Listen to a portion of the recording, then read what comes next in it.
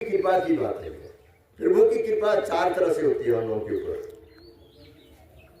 एक होता है दृष्टि योग से, दृष्टि योग की क्रिया करने से।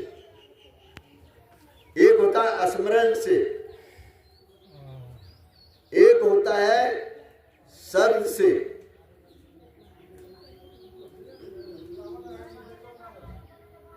और एक होता है स्पर्श से। चार तरह से कृपा होती है प्रभु की। उस बात को मैं समझा रहा हूं। अब कैसे चार तरह से होती है? कछुआ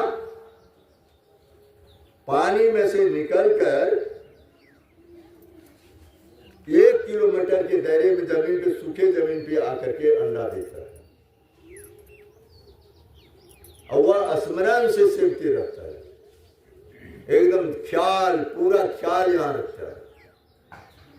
जब ख्याल रखना छोड़ दे, कछुआ को कोई मार दे वहां, तो एक भी अंडा बच्चा नहीं बनेगा, सब अंडा खराब हो जाएगा। है कितना दूर पे? 1 किलोमीटर नदी में है वो, नदी में 100 कोस चला जाता है तेरते, लेकिन वहां से भी स्मरण रखा हुआ है उस कछुए पे, अंडे पे, और वो अंडा उसके स्मरण से पक जाता है, बच्चा देता है। बच्चा जब देता है तो 100 कोस में उसकी मां चोरी है, वो मां के पास पहुंच जाता है।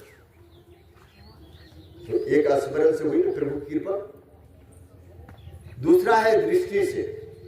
मछली पानी में रहते हैं और पानी में ही अपने दृष्टि के योग की क्रिया से वो इतना ठाड़ फूस खड़ा रहता है पानी में, जैसे कजली उजली खड़ा हो जाता है, ऐसे उसी पे अपना अंडा देता है। उसके चारों तरफ चलेगा, लेकिन उसको देखते रहेगा, हर वक्त उसको देखते रहेगा। देखते देखते वह अंडा पक जाता है, वह मछली हो जाता है। अगर वह मछली उसको न देखे, कहीं दूर चले जाए, वहां की अंडा सब सड़ जाएगा। तो एक होता है दृष्टि योग की क्रिया से। दूसरा है शब्द। शब्द में एक है बटेर को, आप लोग जानते हैं बटेर, चिड़िया जमीन पे बच्चा दे देगा और ऊपर में कुर्राते रहेगा, शब्द उसको सुनाते रहेगा, शब्द से उसको जगाते रहेगा, हर वक्त शब्द डालते रहेगा उसके बच्चे पे। शब्द अगर एको रोज डालना बंद कर दे तो बच्चा नहीं होगा, अंडे में खत्म हो जाएगा। उस शब्द से, उस शब्द सुनाते रहता, उस शब्दों की प्रक्रिया से प्रभु कृपा होती है, वह अंडा बचा। अब होता है, अब देखिए चौथा कृपा कैसे? स्पर्श से। मयूरनी जब गर्भ धारण करती है, मोरनी, तो मोरनी अंडे पे बैठी रहती है, और मोर बाहर से अनाज ला करके, दाना ला करके खिलाती है मुर्गी को। लेकिन मोरनी को जब तक बच्चा नहीं होता है, तब तक वो बच्चे को सेव के रहती है। तो ये हुआ स्पर्श से, मतलब उसको स्पर्श किए हुए। ये चार तरह से प्रभु की भी कृपा ऐसे ही चार तरह से होती है। तो इसमें आप जैसे भी कृपा कीजिए। अभी सुन रहे थे भक्तों की, भक्त चार तरह के दिखाया है, आर्थ, अर्थार्थी, जिज्ञासु और ज्ञानी।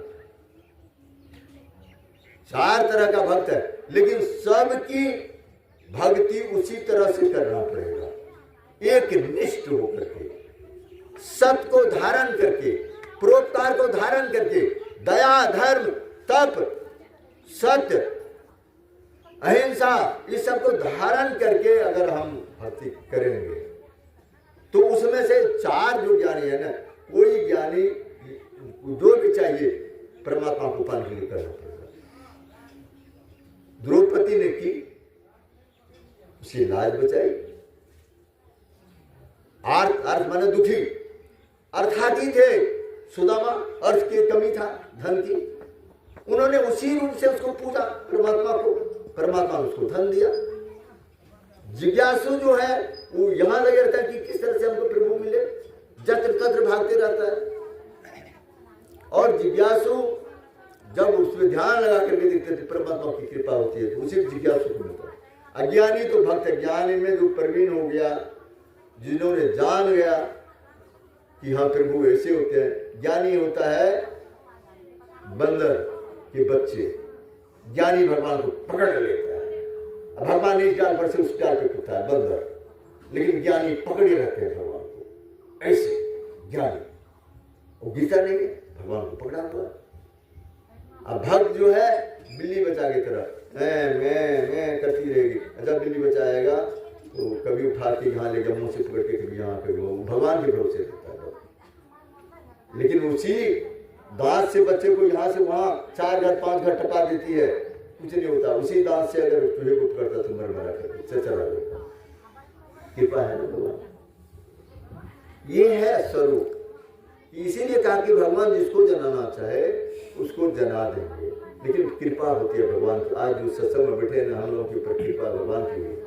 जितने देर हम लोग सत्संग में सुने हैं, जितने देर अगर ध्यान लगा के सुने हैं, उतने देर में आप लोगों के मन में कोई बात नहीं आई है घर की काम की घरवाली की बेटा का की पोता का की किसी मंदिर का, कोई बात आई है दिमाग में? नहीं आई है।